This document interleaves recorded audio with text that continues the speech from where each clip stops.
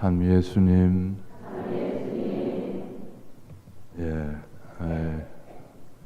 바쁘신데 이렇게 하느님 말씀을 새기고자 모여오신 여러분들께 주님의 축복이, 강복이 가득하시기를 빌겠습니다. 오늘 전원 신부님도 멀리서 또 와서 이렇게 강의를 해주셨는데 어떻게 좋은 말씀 들으셨습니까? 네. 감사합니다, 전원 신부님. 오늘 또 이 미사에 그 다니엘서와 누가복음을 우리가 봉독하였습니다.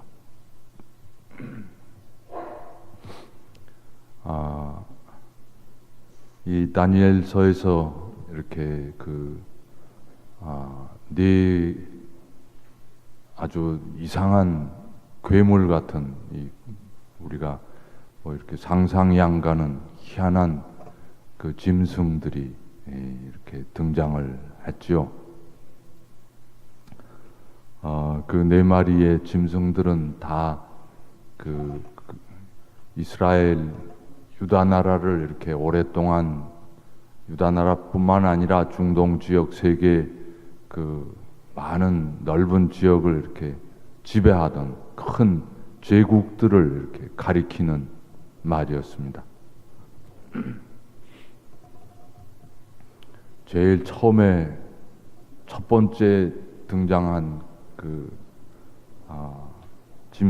제국이, 짐승이 사자 같은데 독수리 날개까지 달았다고 하는 그 이상한 짐승이 바빌로니아 제국을 가리키는 그 짐승입니다.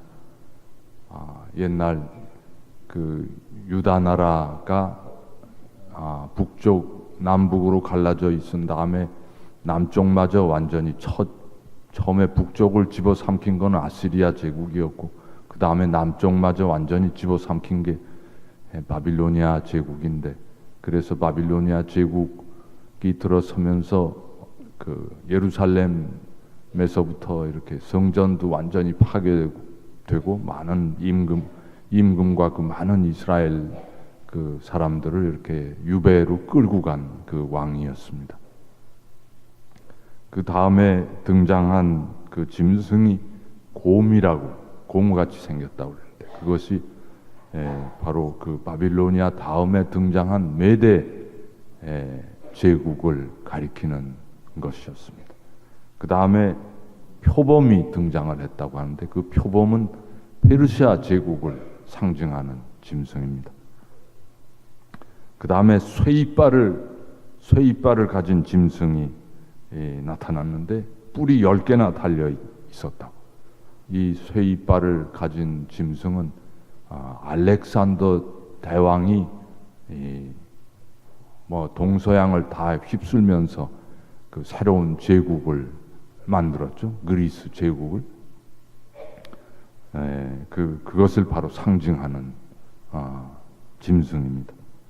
근데 뿔이 10개라고 하는 거는 결국 그 알렉산더 대왕이 이렇게 온 천하를 이렇게 통일한 다음에 그 밑에 부하들한테, 알렉산더는 금방 젊어서 그냥 요절을 해버리고 말고 자기 부하들한테 결국은 다 그 제국이 조각조각이 나서 분배가 되고 말았죠. 근데 그 중에 자그마한 뿔이 하나 생겨나서 사람의 눈 같은 눈을 갖고 있고 입도 있어서 거만하게 떠들어댔다고 하죠. 그것이 바로 알렉산더 제국이 갈라지고 난 다음에 이 북쪽에 들어선 그 시리아 제국, 거기에 특히 그 유다 나라를 아주 심하게 박해한 안티오쿠스 에피파네스라고 하는 그 제왕이 있었습니다. 그를 가리키는 것이 바로 이 사람의 눈 같은 눈을 갖고 입도 있어서 거만하게 떠들어대는 작은 뿔. 왜 이런 짐승의 비유를 했는가 이 다니엘서가 쓰인 그 무렵이 바로 그런 폭군의 그 압제하에 유다인들이 있었기 때문에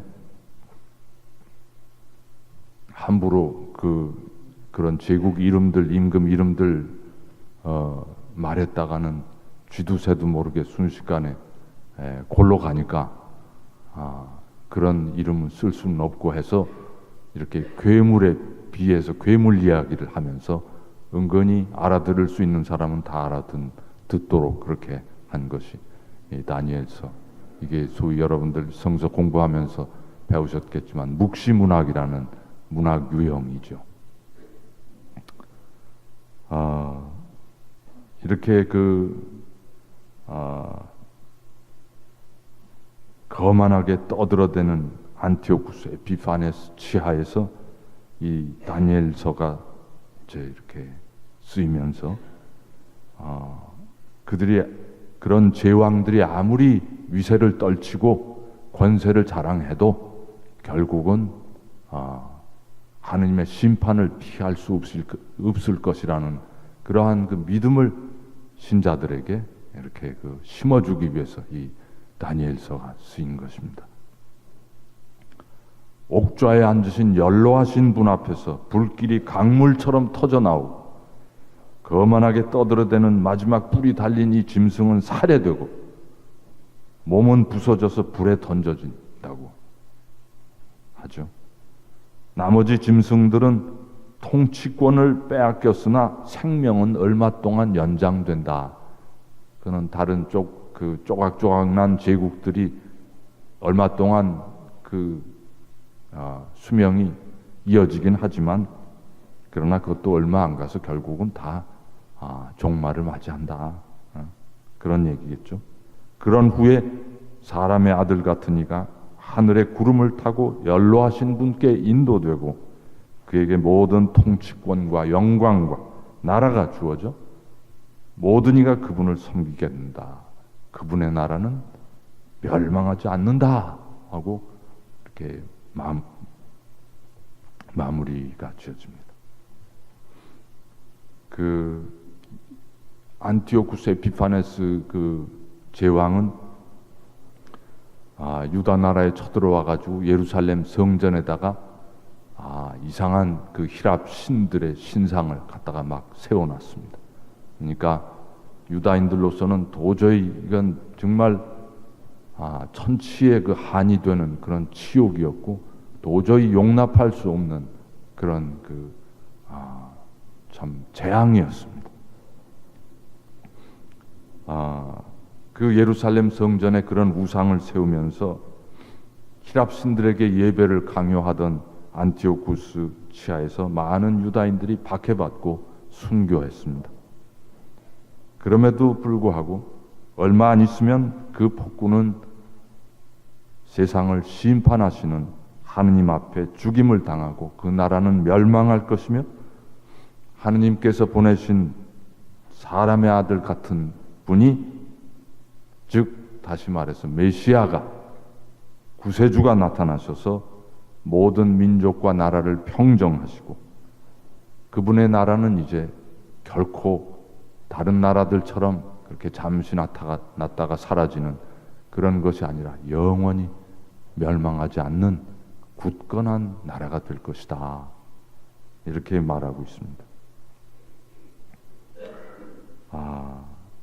그러니까 아무리 지금 고통스럽고 암흑 같은 세상이라도 하느님께서는 다 폭군들의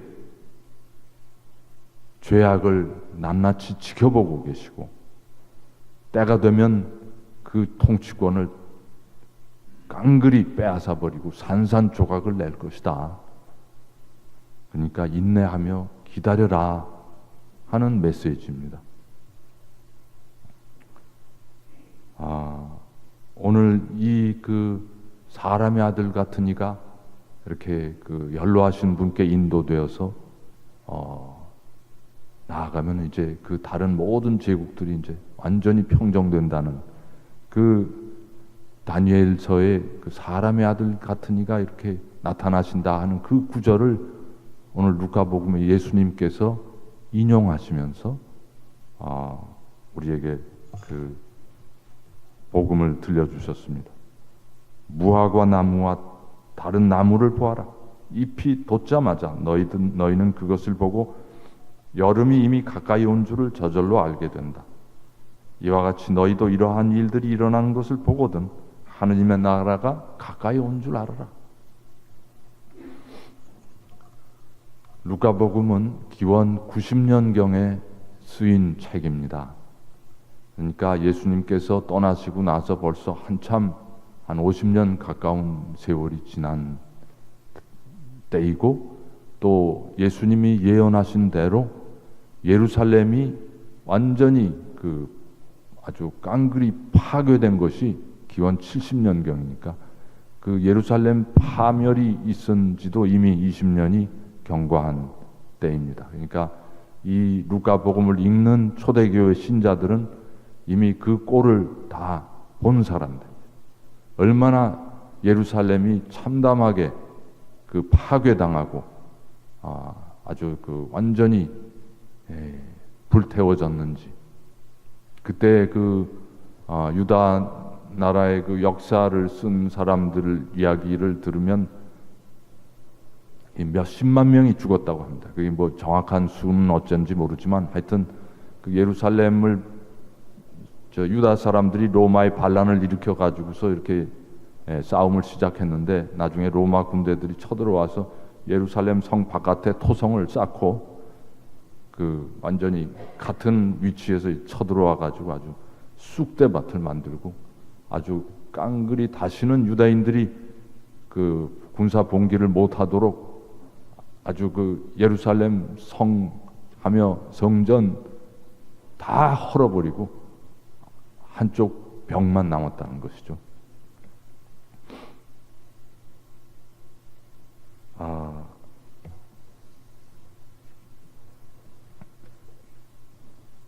그러한 것을 체험한 유다인들에게 루카복음사가는 예수님의 말씀을 상기시키면서 사람의 아들 같은 이가 구름을 타고 영광에 쌓여오는 것을 보게 되는데 허리를 펴고 고개를 들라 하고 말씀하셨습니다. 어제 복음에 나왔던 부분이죠. 구원의 때가 다가왔기 때문에. 그리고 오늘 복음에서 잎이 돋으면 여름이 가까이 온 줄 아는 것과 마찬가지로 이러한 일들이 일어나면 하느님의 나라가 가까이 다가온 줄로 알아라 하고 이렇게 초대교회 신자들 에게 이 힘을, 용기를 불어넣는 메시지를 누가복음사가는 씁니다. 이 초대교회 신자들, 이미 로마 제국이 와서 군대가 와서 예루살렘을 파괴한 지 20년이 지났지만 여전히 로마 제국의 엄청난 무력과 압제가 계속이 되고 있었고, 여전히 초대교회 신자들은 박해받고 언제 어떻게 될지 모르는 그런 위기 상황에 있었습니다. 다만 한 가지 희망이 있다면 언젠가 하느님 나라, 하느님께서 다른 제국들을 이렇게 무찔러 주셨듯이 이 로마 제국도 언젠가 끝이 올 것이 아닌가, 이런 희망 하나를 가지고 살았고, 누가복음사가는 그 희망을 이렇게 다시 불러일으켜 주셨습니다. 오늘 이 복음을 읽으면서 저는 우리가 사는 오늘의 시대도 크게 다를 바가 없지 않는가 하는 생각이 듭니다. 현대에 와서도 세계를 호령하는 제국들이 많이 등장을 했다가 사라졌습니다. 옛날 2차 대전 전에 보면은 독일이 아주 유럽 대륙을 그 히틀러가 이렇게 등장하면서 제3제국이라고 일컬으면서 유럽을 거의 다 점령하다시피 했죠. 유럽뿐만이 아니라 전 세계를 공포의 도가니로 몰아넣었습니다. 그리고 600만 명이나 되는 유다인들을 다 학살했습니다. 엄청난 그래서 영국도 끊임없이 포격당하면서 영국마저 점령당하는 것이 아닌가, 모두 아주 공포에 떨고 있었습니다. 그렇지만 결국 독일은 멸망했죠. 아시아에서 일본이 또 아시아 전역을 침략해서 우리나라는 물론이고 중국도 다 집어삼켰고 동남아까지 가서 끊임없이 승전보를 울리고 일본이 아시아를 지배할 것임을 이렇게 매일같이 방송으로 떠들었다고 합니다. 결국 망했죠. 또 영원한 제국이라고 일컬어지던 영국도 오늘에 와서는 해가 완전히 저물었다고 하죠. 소연방도 세상을 공포의 도가니에 몰아넣었지만 사회주의 혁명을 온 지구 모든 나라로 퍼뜨리려고 했지만 결국은 망하고 말았죠. 그 후에 지금 세계에 유일하게 남은 초강대국이라고 하는 미국이 지금 뿌리채 흔들흔들하고 있습니다. 그리고 모르겠어요. 미국의 그 힘이 언제까지 갈런지는 모르지만 이미 기울었다고 해요. 학자들은 다. 자체의 자본주의 세계가 가지고 있는 구조가 기본적으로 뭔가 큰 결함이 있기 때문에 더 나아질 수가 없다고 합니다. 근데 자본주의 경제 체제를 잘 받아들여 가지고 지금 중국이 미국에 대체해서 미국보다 더 강해지려고 지금 하고 있죠. 어마어마한 경제력을 바탕으로 군비 증강을 하고 전 세계를 자기 세력권 하에 두려고 하고 있습니다.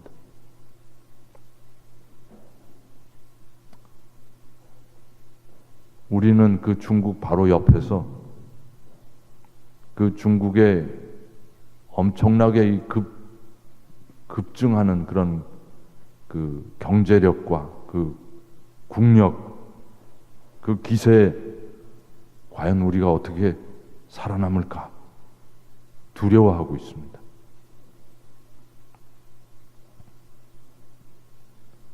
그러나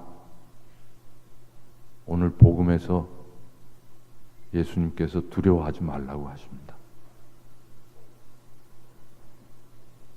그 제국들은 결국은 때가 되면 다 멸망할 것이라고. 하느님의 나라에 대처할 수 있는 왕국은 이 세상에 없다.